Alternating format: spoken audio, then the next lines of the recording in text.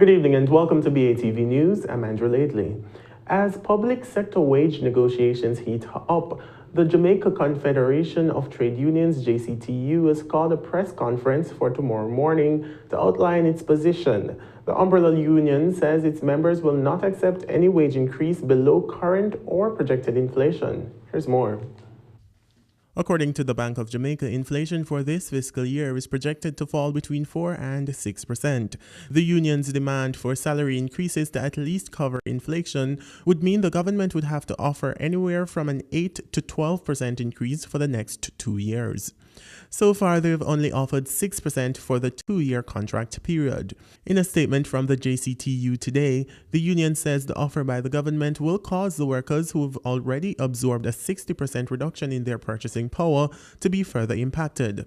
According to the JCTU, the current offer would cost the government $5.4 billion in each of the 2 years. They say the government hasn't indicated a cash flow problem in relation to paying wages. Therefore, they say the only thing holding them back is the IMF target to bring wages within 9% of GDP by next year. The JCTU is also pointing out that there hasn't been any serious unrest in the general public sector since 2004, but they say there's now a climate of serious restiveness among public offices due to the government's approach to the negotiations. They're calling on the government to negotiate with the unions in a creative and flexible manner and reach a compromise. Last month, hundreds of rank-and-file police staged a stick-out as their negotiations continue. Teachers have also indicated that they can't guarantee normalcy when the new school term begins on Monday. For BATV News, I'm Andrew Laidley.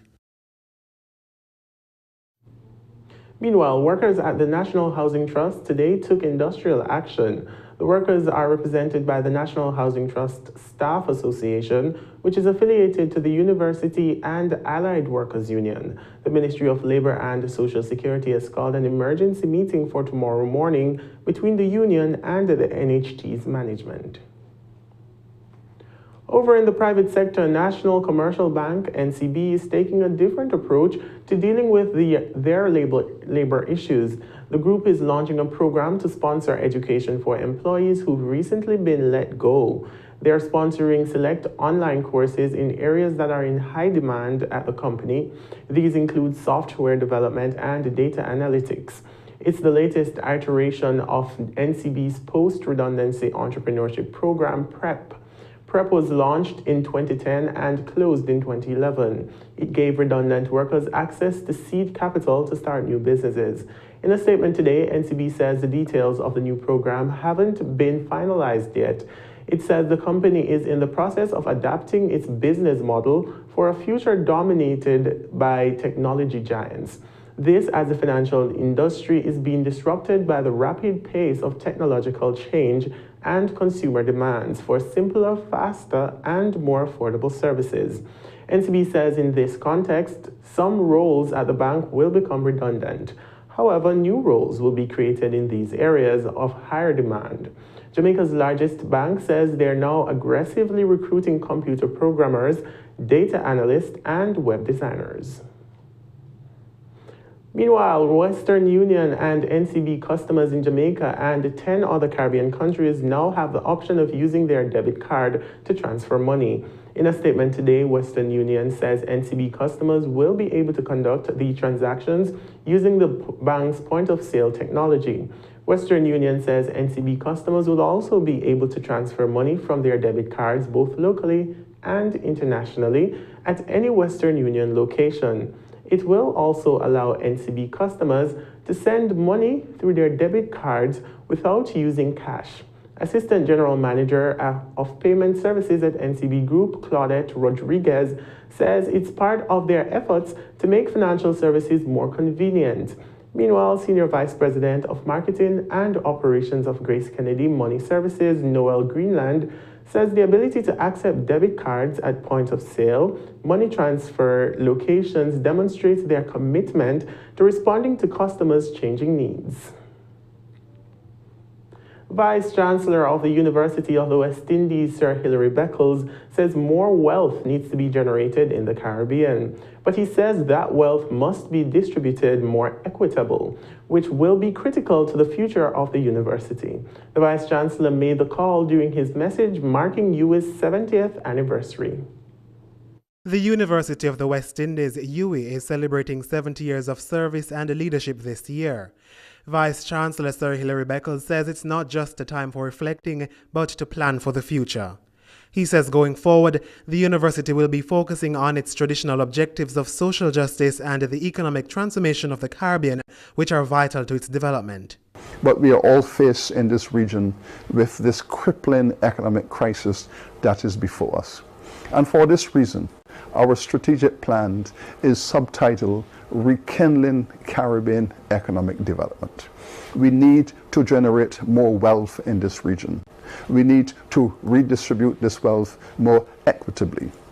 The economic transformation of this region is critical to the future of our university. So as we speak about economic growth and the emphasis our university will place on economic transformation, we will also speak simultaneously about social justice. Meanwhile, the Vice Chancellor says the university is now a global brand. We now have a center with our colleagues at the State University of New York, the UWI SUNY Institute for Leadership and Sustainable Development in New York. We have also engaged our colleagues at the University of Lagos. We now have a University of Lagos UWI Center for History and Culture. We are seeking to establish a similar institute in Suzhou in China, where we have established with our colleagues in Suzhou a center for software engineering. And Sir Hilary says UWI is working to expand and become more accessible. Our new strategic plan, 5-year strategic plan, 2017-2022, is entitled the AAA Strategy, because we will seek to be more accessible to the people of the region. We will seek to align this university even more effectively with the stakeholders of this region. And we will seek also to be more agile and seeking out opportunities to expand and to develop this university.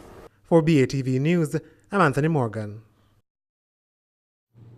When we come back, Prime Minister Holness asks the church for help to tackle the crime monster. This and more after the break.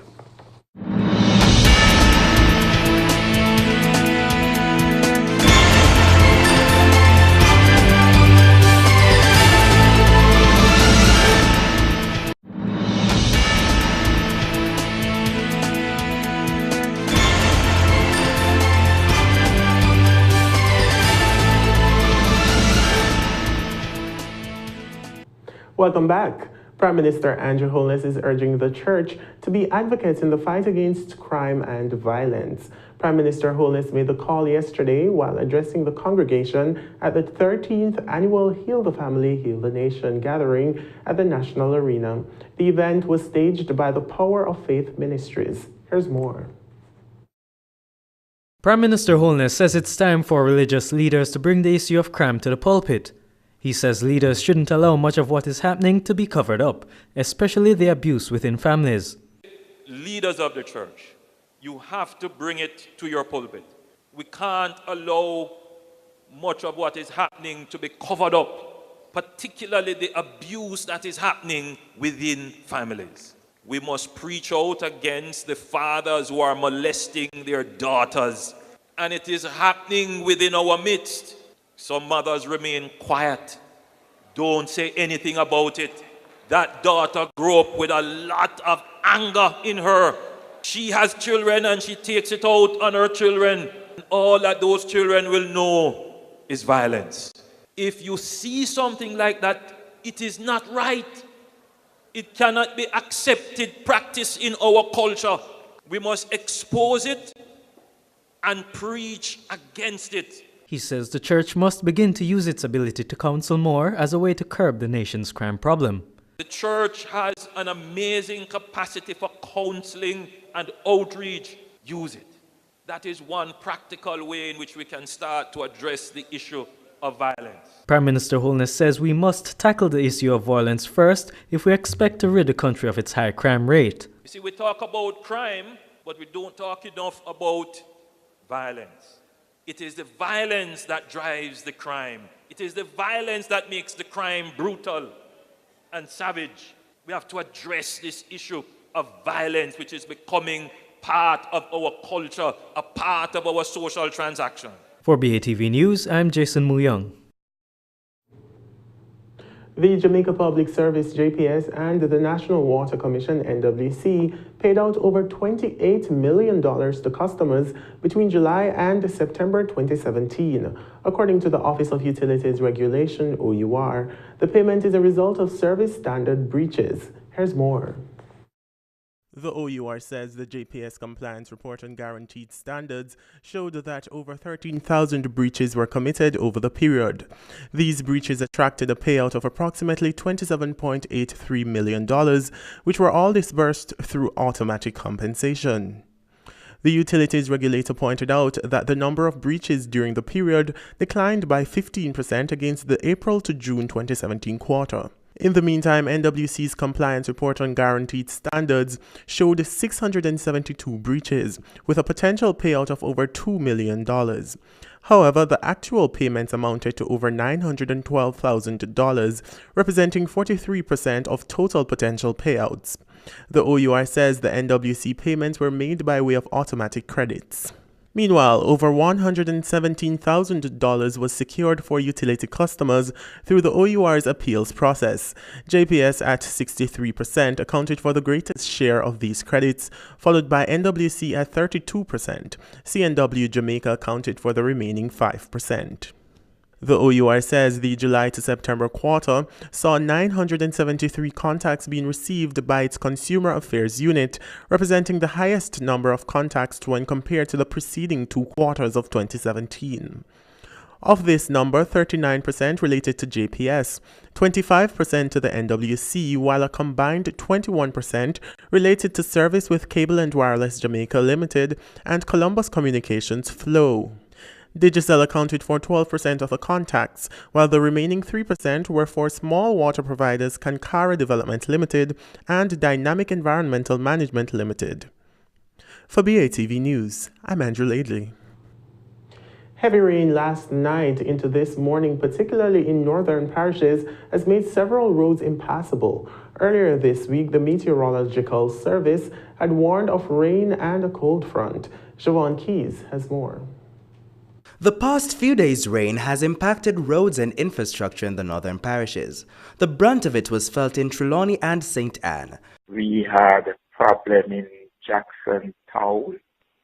We had a problem in Duncan. The road was covered there real badly.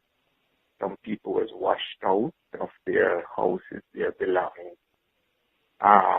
We had problems in Clarkstown. And Clarkstown was affected. The residents was affected. Bottom Town in particular was affected with heavy flooding. Mayor Gager says the improper disposal of waste over the Christmas period may have contributed greatly to the blockage of gullies. This in turn would have contributed greatly to the flooding. Over in St. Anne, Mayor Michael Belnavis says heavy rain rendered a portion of the North Coast Highway between Runaway Bay and Discovery Bay impassable. He says the situation needs to be dealt with urgently. Yeah, it has implications on health, it has implications on lives and property. And we need to, and of course, the fact that if there's any sort of dislocation in terms of traffic, it can further mean that there can be, it can affect the economy also, because mobility and traffic management is part of the, ensure that we don't have issues with our gross national product. Communications specialist at the National Works Agency, Stephen Shaw, says work has begun in St. Anne to relieve the affected areas.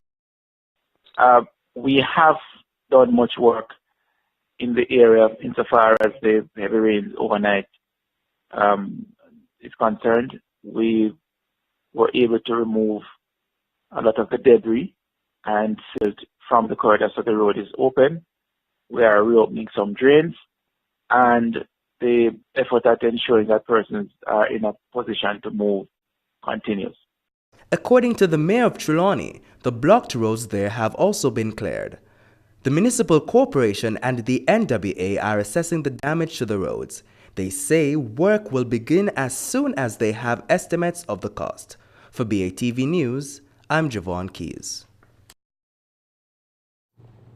And when we come back, a bomb cyclone hits the U.S. East Coast, bringing dangerous conditions to most.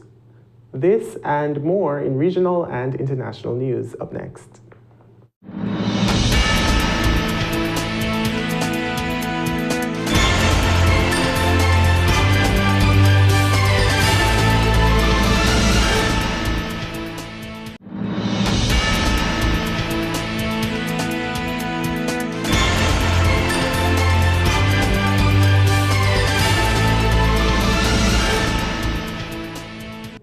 Welcome back. It's time now for regional and international news. A bone-chilling cold has seized much of the U.S. and a ferocious new blast is on its way. Meteorologists call it bombogenesis, a rapidly strengthening weather system that's creating a cyclone of snow and wind expected to bring dangerous conditions to the U.S. East Coast. Al Jazeera's John Hendren reports from Chicago. A deadly Arctic freeze has blanketed the American Midwest with lingering, record-breaking cold. In Minnesota last week, 45 below zero, in spots colder than the surface of Mars. In North Dakota, wind chills of 50 below. Celsius or Fahrenheit, at that point they're pretty much the same. In Chicago, setting record lows in the new year, a river of ice. It really stings the face. And I usually don't come out here like this. I'm normally dressed like a ninja. Only my eyes are showing.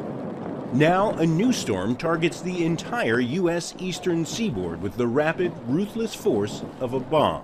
We're going to see what meteorologists call a bomb, a storm that strengthened so rapidly in 24 hours that it almost seems like a hurricane with snow. Wintry weather has frozen fountains from New York to South Carolina, dropped the first snowflakes in Tallahassee, Florida in 30 years, and frozen Niagara Falls in time. In Iowa, it suspended this car in place. I couldn't even tell you how many inches thick of ice that it has on it. And left vehicles piled up in a deadly crash on the New York Thruway. But the record-setting chill does not make global warming fiction. Other parts of the world, if you look at temperatures right now, are actually somewhat above normal. We're one of the coolest places on the planet right now. So this in no way refutes the notion of climate warming or climate change. The lethal cold has left 2 dead in Milwaukee, 1 in Detroit, and several more as far south as Texas. Despite warnings against annual polar plunges, some in Boston traded in parkas for swimsuits in Boston Harbor. The U.S. National Weather Service has issued wind chill advisories and freeze warnings from Texas to Canada. But the monster cyclone now descending on the eastern coast of the U.S. is expected to strike hardest in New England. John Hendren, Al Jazeera, Chicago. Mexicans head to the polls on the 1st of July to elect a new president, and it's already shaping up to be an historic race. It's the first time candidates can run without the backing of a party, meaning that dozens of people are vying for the top job. But the winner will have to combat voter mistrust and apathy. Al Jazeera's David Mercer reports from Mexico City. Mexico's presidential elections are heating up, led by leftist firebrand Andrés Manuel López Obrador. He ran in and lost the past 2 elections. Now López Obrador is riding a wave of public discontent to lead the pack of candidates. We have in our reach the possibility of ending corruption. We will stamp out corruption. Ricardo Anaya from the center-right National Action Party calls himself the clean hands candidate, though he's sown division within his party. A sluggish economy could give former finance minister and pre-candidate Jose Antonio Meade a push. With the United States threatening to pull out of the North American Free Trade Agreement, Meade says he has the experience to find new export markets. And for the first time in Mexico's history, independent candidates have joined the race. But with surging violence and corruption scandals plaguing government officials, gaining public trust won't be easy. I think all the candidates are interested in themselves and their political parties. I don't think any of them are in it for the people. I don't trust any of the candidates. I only believe them when actual changes start to happen.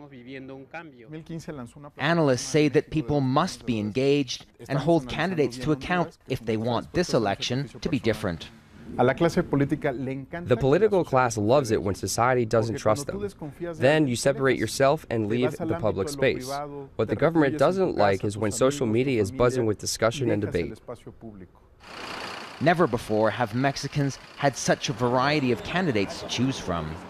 And with the July 1st election quickly approaching, many people here are asking what impact a younger, more educated, and more politicized generation of voters could have on the country's future. David Mercer, Al Jazeera, in Mexico City. It's been a lean tourist season on the Indonesian island of Bali due to the erupting volcano, but the Indonesian government is now urging tourists to return to the island. Al Jazeera's Steph Vason reports. Inside the danger zone, tourists are visiting Bali's most famous temple. Besaki lies just 7 kilometers from the crater of the erupting Agung volcano and was off limits for the past 3 months. The decision to reopen the tourist attraction shows the government's eagerness to lure visitors.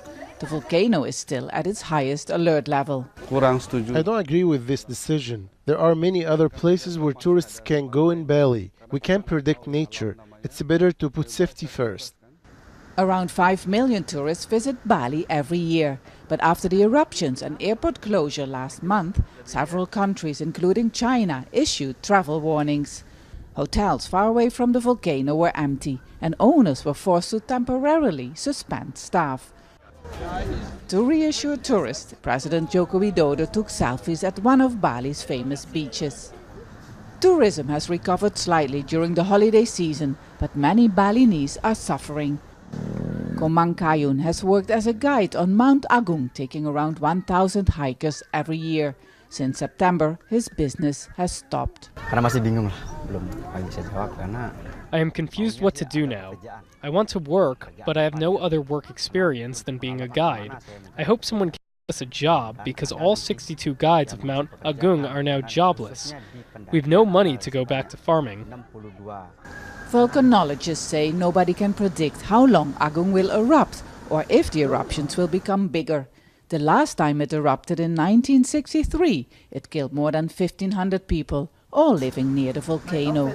While the volcano continues to erupt, the government has gone out of its way to convince tourists that Bali is safe, outside of the danger zone 10 kilometers from the crater. The huge losses in tourist revenues has taken the authorities by surprise, and some say this is a wake-up call for the holiday island not to fully rely on tourism. Made Wija has learned how fragile his business is over these past months. His small resort in a safe area near the volcano has been mostly empty, and he hasn't been able to pay his staff. What I have learned from this situation is that we have no choice than to accept what happens to us and start to look for alternatives. If my resort business fails, then maybe I can start selling food. But not all is lost. For some tourists, the erupting volcano has become an attraction in itself. Perhaps with the right safety measures in place, Bali could use this spectacle of nature to its advantage. Step Vasen, Al Jazeera, Sidemen, Bali. Stay with us. Talking Stocks comes up next.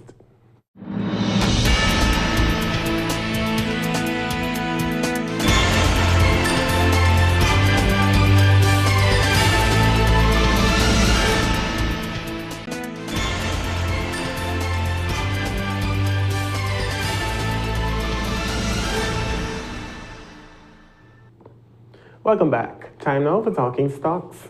51 stocks traded today, of which 20 advanced, 24 declined, and 7 traded firm. The main JC index declined by 64 points to close at 288,720 points. The junior index advanced by 5 points to to close at 2,773. Over 23 million units traded, valued at more than $1 billion on the Jamaican dollar market. And on the US dollar market, over 511,100 units traded, valued at more than 117,453 US dollars. NCB Financial Group, with over 10 million units changing hands, accounted for 43% of the market volume. Victoria Mutual was second with over 2 million units trading. Wisynco Group, with over 1 million units changing hands, accounted for 7% of the market volume, crossing the floor. Caribbean Cream was a top advancer, up 71 cents to close at $6.81. Supreme Ventures Limited up 68 cents to close at $11.99. And Dolphin Cove up 85 cents to close at $17. The main decliners were KLE Group, losing 33 cents to close at $2.17. And GWest Corporation down 34 cents to close at $3.05. Honeybun was also down 35 cents to close at $4.15. In foreign exchange trading, the Jamaican dollar gained on all three currencies today. The U.S. ended the day selling for $124.73, losing 6 cents to the Canadian, lost 9 cents to trade at $99.01. The British pound lost $1.18 to close the day at $166.64 on average. And that's all the news we have for this evening. But before we go, a recap of our top story. Jamaica Confederation of Trade Unions, JCTU, says its members won't accept anything less than 8 to 12% salary increase as negotiations with the government intensifies. Thanks for watching. For more content, please visit our website at batvja.com. I'm Andrew Laidley. Pleasant viewing.